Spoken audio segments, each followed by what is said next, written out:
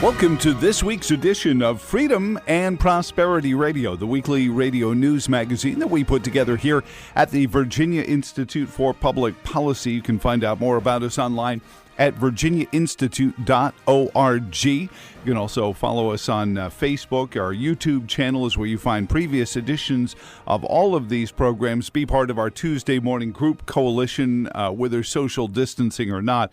We are in a world where even if we're not in the same room, we can be together on so many things. Our first guest this week represents, one of the areas that's been hardest hit in the coronavirus, representing parts of Loudoun County from the 33rd District in the Virginia House of Delegates.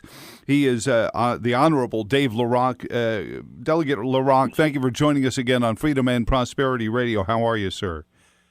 Very good, and it's a pleasure to be with you, Joe. Well, thank you for taking a few minutes out. I know that Loudoun County and some of the other parts of what we call Nova have been hit pretty hard there, but hopefully everyone is doing well in your world and that your constituency is getting the treatments and the care they need. Yeah, I think that, we've got some really dedicated people, healthcare, and just in general in government doing their best to keep people informed and taken care of, and it's a wonderful thing to see people coming together like that. So we're doing our best. You published a letter in the Richmond Times Dispatch to Governor Northam. One presumes also was sent to him directly, but published in the paper, calling on him to make some changes. And last time I had talked to anyone from the General Assembly, we still weren't 100% sure when the reconvene session was going to begin, if it was going to begin, how it was going to go forward. Dave, do you have any information on that? And then we'll get into some of the specifics you want to see addressed in the budgeting process. Yeah, sure, Joe. Just for the record, what I sent to the governor was a letter, and that has not been published as far as I know in the Richmond Times Dispatch, but I sent him an op-ed, and that I'm told by the editorial folks that will be online this evening at about 7 o'clock, and that will be published in tomorrow's Richmond Times Dispatch. All right, just so you know, Dave, this will air on Saturday and Sunday, so that's why I sort of put it in the past tense. Yeah. Okay. Yep. Okay. So yeah, that'll be out there for folks to look at, and I think our reconvene is going to be probably another first in Virginia's history, although I haven't researched that, but I think the decision has been made to hold it outside. So I envision that perhaps maybe 100 or so legislators from the House side. In my world, that would be sitting on the steps of the Capitol building with the speaker down in front, and we'll look more like a bunch of tourists, and that'll be fine with me if I can spend the day outside in the fresh air and the sun to react to the governor's amendments or vetoes. Then that we could do worse. Absolutely. Well, and depending on the day, I mean, Richmond this time of year has been incredible. And as the sad irony juxtaposed to the coronavirus is the absolutely stunning Virginia weather we've been having this past month. So, good luck. Hopefully it's not turned by the time you guys reconvene. Yep, I agree. So, one of the things, and the governor addressed it last Friday in his press briefing, not really in specifics, but the idea that Virginia's budget does need to go forward. And he's called on a hiring freeze, some of those kind of things regarding the biennium. It was a stunning biennium with, I think, 17 new tax increases in it, a 20% growth in spending, $130-some-odd billion over the biennium. So what are some of the things you want the governor to amend the budget to look like coming forward out of this? Yeah, well, Joe, we stopped short of making specific line-by-line recommendations, but the general recommendations are, I think the spending is, one can group that into essential and non-essential categories. And that brings to mind when the federal government closes and all non-essential activities cease, and we hardly even notice a difference in our lives. Well, there's a lot of spending that is earmarked for things that most of us wouldn't miss. And I'm told that's roughly a third to a quarter of the budget. Wow. And so I don't propose that all that would go away, but that money and any rational conservative approach to budgeting should only be spent and only be handed out once we're sure it's coming in. Because as you probably know, we are a balanced budget state. We're not like the federal government that can just print unlimited amounts of money. So that's kind of one category of spending that should be dealt with very, very seriously. And the other is essential spending, which is to fund agencies and personnel that are part of the daily function of state government. And that is, I think, what is the governor's talking about, asking those agencies to reduce their budgets, meaning, I guess, no pay raises, no new hiring, and hopefully they can even dig in and just cut their consumption of money by, let's say, 5 or 10% would be good.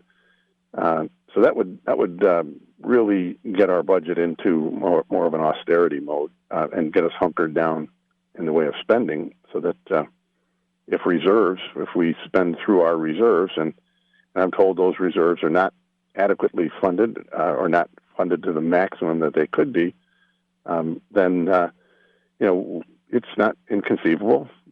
We could run out of money because we just don't have a buffer like the federal government uses when the printing press is for. Absolutely. One of the things you bring up in your letter is, the impact that the unemployment that Virginians are going to suffer is going to be profound, even with efforts of the CARES Act and the payroll protection plans and things like that. That there are going to be folks that don't fit into each neat little corridor in that.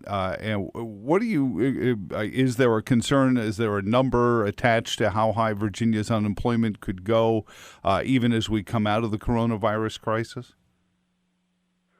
I think the most recent numbers I read, and I couldn't even quote a source, but I generally read only things that are printed by or put out by someone credible. But I've heard unemployment as high as 40% and a decline in our GDP as high as 50%. Wow. So those are just dramatic numbers, enormous numbers, probably unprecedented in the period of time that they have been recorded. Unemployment right now, I think we saw in the 2-week period from March 14th through the 28th, back-to-back in the 3 millions, totaling well over 6 million new unemployment claims in the United States. And if you go back to, I think, 1982, you'll find what was previously the record up until this past couple of weeks was just under 700,000 in 1 week. So we are so far past those previous records that led to very, very serious, prolonged downturns. And so those indicators make it pretty clear this has got to be taken seriously. Well, you also asked for a delay in an enactment of all measures which would add, cost of living or doing business increases to, especially those that we're hoping, keeping our fingers crossed, can keep afloat while we've asked them by government mandate to be closed. Take us in what you're hoping to do and what sort of mandates we're talking about there. Yeah. Well, very briefly, Joe, I'm not an economist. I'm a small business owner, and that teaches you to be very mindful of the downside and keep reserves. And I think sensible people run their own households or businesses like that. So we just came through a session that was very unique. As many people know, we were shifted from a Republican majority, razor-thin House and Senate. Democrats took over that, and it was just an avalanche of bills, many of them imposing additional regulatory and financial burdens on businesses, things like the minimum wage and different workman's comp-related things, and then also enabling local governments to take action to mandate project labor agreements, prevailing wage, and dramatically collective bargaining, all of which would lead to much higher taxes at the local level. So those would have had a very significant impact on Virginia's economy in the times that we thought we were heading toward, which was 17% or so increase over the next 3 years in our revenue.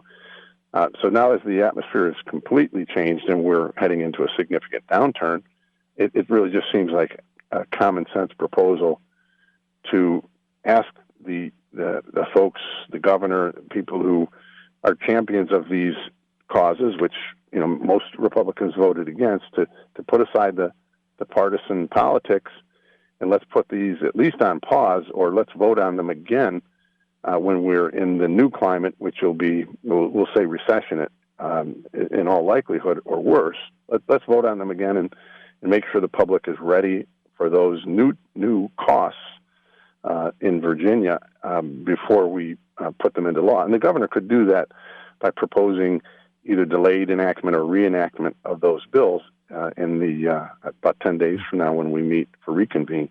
And we're hoping he'll take it seriously enough to do that. There's some mention of that, but it's going to be painful. So we'll have to see how far they're willing to go. Well, and certainly your point is well taken. A lot of the voters that voted for the new leadership in the General Assembly were voting on a steady growth in prosperity in the Commonwealth that had gone back for quite some time, further than a lot could remember. So I think it's only reasonable to say let's let your constituents get a look at what the new normal may look like before we go and start hitting them with things that may have been based on good or bad premise. I think in many cases the economic premises were not very good when they were enacted, but certainly something that is only fair. You brought up partisanship, Dave. We're visiting with Delegate Dave LaRock. Are there, as certain senators broke from party ranks with some of the Second Amendment bills and things like that, are there enough, I guess you would call blue dog Democrats in the General Assembly still to see, what you're talking about and realize that is the much more reasonable approach, the old Virginia way where, delegates, no matter what their party, actually listen to one another during debates? I hope so. I can think of a couple people that were definitely a restraining influence. Democrats that did not just rubber stamp all these initiatives that came out of the Democrat Party, and those in the House and Senate who are Democrats. And they're there, and they're going to need to speak up because they're going to hopefully provide input to the governor to cause him to make amendments. But we certainly don't have the numbers in either body to override, which takes a 2/3. And so if there isn't significant buy-in and commitment to take this sensible approach to spending and new legislation, then things just might continue on the course that we're on now, which is really going to pile additional burden on the backs of businesses and people at a time when the timing just couldn't be any worse. There was an opinion issued on March 20th by the Attorney General regarding some of our local governments and their use of Zoom to hold public comment sessions or to continue with their regular meeting schedules, especially as it approaches the constitutionally mandated deadline to set their tax rates and to get those spending plans through public hearings and all. And even Mark Herring said, no, these special meetings are for extenuating circumstances, not for the normal functioning of government. Do the counties need a waiver or some sort of delay or some sort of legislation that could be done during the reconvene session, Dave, that would give them the opportunity to not feel like they have to get their tax rate public hearings done through Zoom, where not everybody can get online or they have the data plans to do it, or try to do a flight of public hearings in the last week before the deadlines come for their budgets?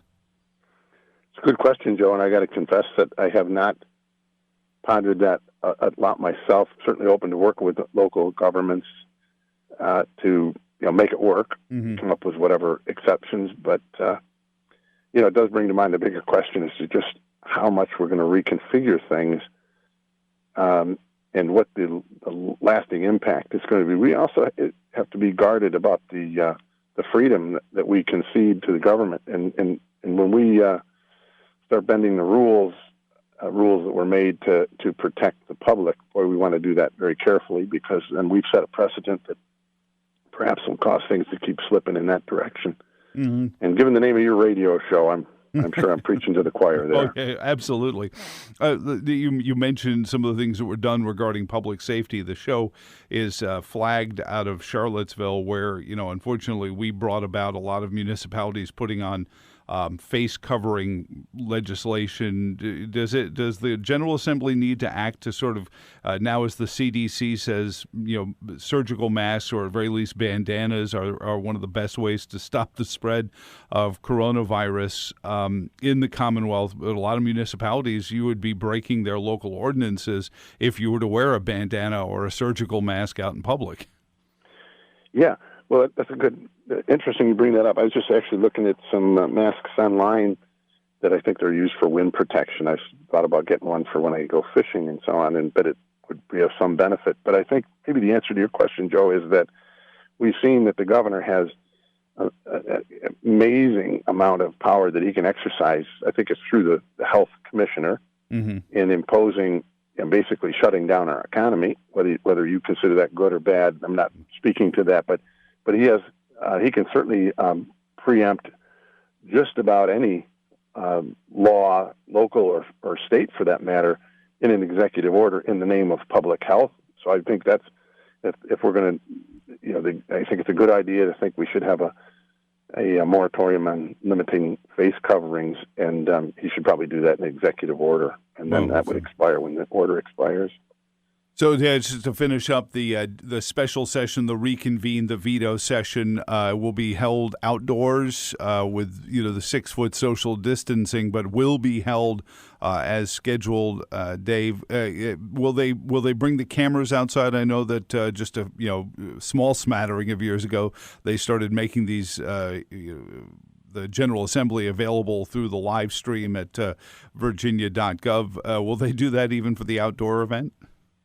Yeah, I think that's a good idea, Joe. And now that you've brought it up, I'll make sure and throw that into the planning mix and put a strong emphasis on the need to maintain transparency inside or outside, crisis or no crisis. We need people to be involved and informed. So we'll do my best to make sure that happens. And thanks for bringing it up. Well, Dave, I appreciate your visit, and we'll be looking forward to the reconvene session because it's interesting that there have been a lot of the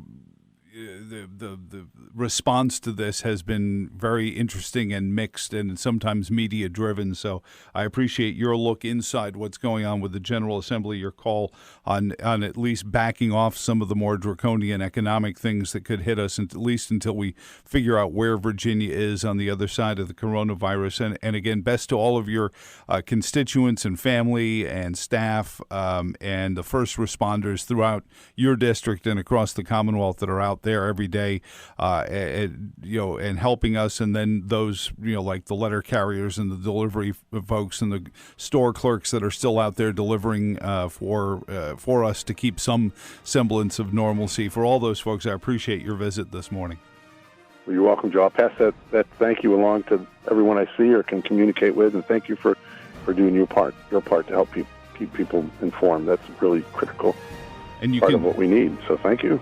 Thank you. We'll be right back in a moment on Freedom and Prosperity Radio.